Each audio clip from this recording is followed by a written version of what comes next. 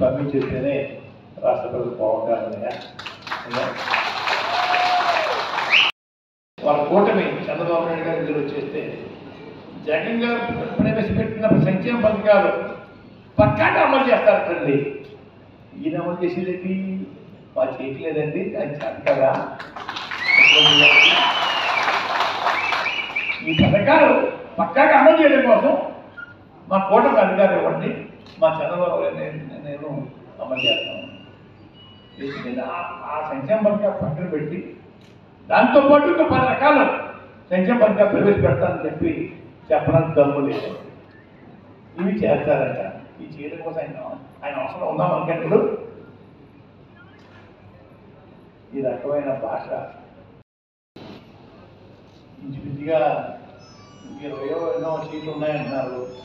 అవి కూడా త్యాగం చేసేసి పార్టీ క్లోజ్ చేసేసి పెట్టడమో నాకు అనిపిస్తా ఉంది. త్యాగ పురుషుడి పేరు చిరస్థాయి కూడా పొందాయి. ఇంకండి వారు షూటింగ్కి వెళ్ళడం కోసం, సినిమాలు నటించడం కోసం ఎమ్మెల్యే పదవి కావాలా? ఈ ఎమ్మెల్యే పదవితోటి ప్రజలకి సేవ చేసే మనిషిని దూరం చేయడం చదువా? వీరేమో షూటింగ్లో ఉంటారండి, చుట్టూరు బౌన్సర్లు ఉంటారండి. ఒక మనిషికి 50,000 రూపాయలు జీతం అంటారు. 2 కేజీలు కోడి బాబు ఆ బౌన్సర్లు. అటువంటి వాళ్ళని చుట్టూ పెట్టుకుంటే ఓటేసే ప్రజలకి వీళ్ళు ఏం చేయాలి అంటారు చెప్పండి సార్. సేవ చేసే పరిస్థితి లేదు. ఫోన్ నెంబర్ ఒక్క దగ్గరనే ఉందామో చూడండి సార్, తెలుసుకోండి. కావాల్సిందే ఒక్కొక్కరున్న ఫోన్లో మాట్లాడడం తెలుసుకోండి సార్. ఫోన్లో మాట్లాడుతుంది. ఫోన్ నెంబర్ మనకు ఎవరో అక్కడ ఎవరెవరో ఉంటారని మనకు రాలేదన్నయ్యా, గమనించండి అయ్యా. మా వంక సత్య గారు పుస్తకం రాసినప్పుడు నేను వచ్చానండి సభకి. మన రవీంద్ర గారి గురించి ఒక పెద్ద మాట చెప్పారండి, అది చెప్పడానికి ఇష్టపడలేదు అయ్యా. వైట్ బ్లాక్ 2 చెప్పారు వారు నాకు. ఆ సంఖ్య కూడా చెప్పారండి, ఇప్పుడు చెప్పట్లేదు అయ్యా. ఆ రోజుల్లో వంక సత్య గారు రైతుల గురించి ఒక విషయం చెప్పారు సార్ నాకు. నేను మంత్రిగా ఉన్నాను, సివిల్ సప్లై మంత్రిగా ఉన్నాను. ధాన్యం మొత్తం పాడైపోతే మంచి రకంగా పోతున్నాయి మంటల ధాన్యం. ఆ పాడైపోయిన ధాన్యం నుంచి రెడ్డిమేడ్ స్పిరిట్ తీయచ్చు. ఆ స్పిరిట్ని లిక్కర్గా హాస్పిటల్లో వాడుకోవడానికి, బ్రాండీ విస్కీ తయారు చేయడం ఉపయోగపడుతుందండి. రైతు కూడా మంచి ఆదాయం ఉంది అని చెప్పి ఆ రోజు సలహా ఇచ్చారండి. ముఖ్యమంత్రి గారు కూడా ఆ మధ్య రాశారు ఉత్తరం.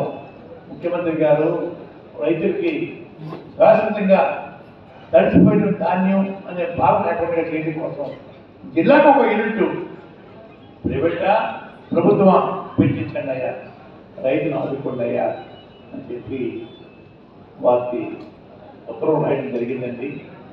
ఎన్నికల తర్వాత ఆ విషయంలో దృష్టి పెట్టి రైతులకు మేలు చేయడం కోసం మా ప్రయత్నమే చేస్తామండి.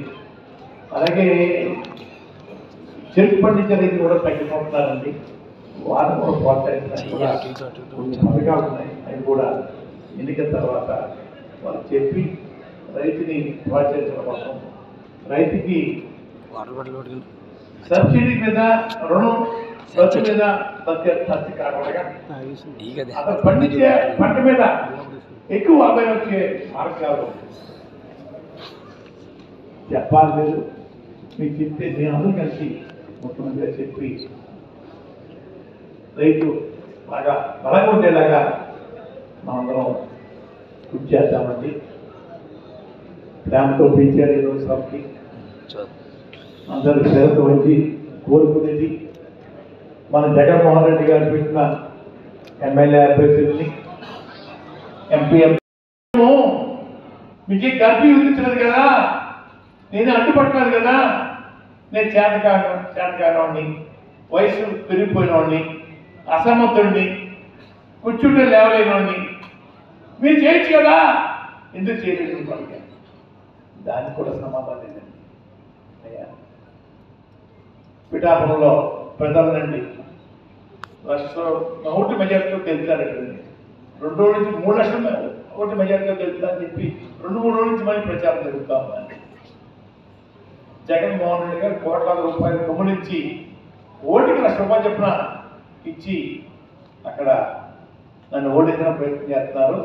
అయినా సరే నేను 3 లక్షలతో గెలుస్తా అని చెప్పేసి ప్రజాపా చెప్తా ఉన్నారు. అంటే పిఠాపురం ప్రజలు డబ్బు అయిపోయే మనుషులుగా అంటే మనకున్న జబ్బు ప్రజలు కూడా ఇంటికి చేస్తారన్నమాట.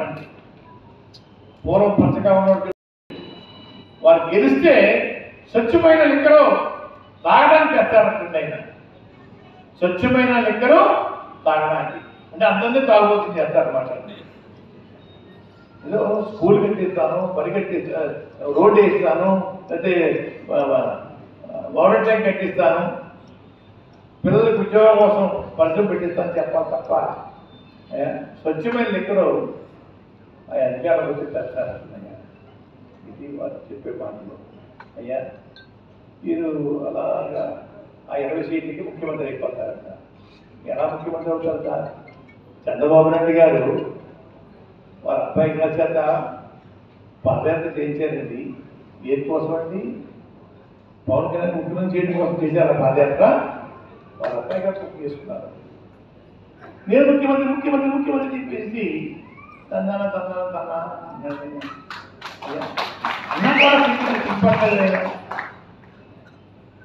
యోగం పేరుతో జగన్మోహన్ రెడ్డి గారిని ముఖ్యమంత్రిగా చూడడం కోసం మీ వంతు మీరు కృషి చేయమని చెప్పేసి నా వంతు నేను కూడా నా ప్రచారం చేస్తానని చెప్పేసి తెలియజేసుకుంటూ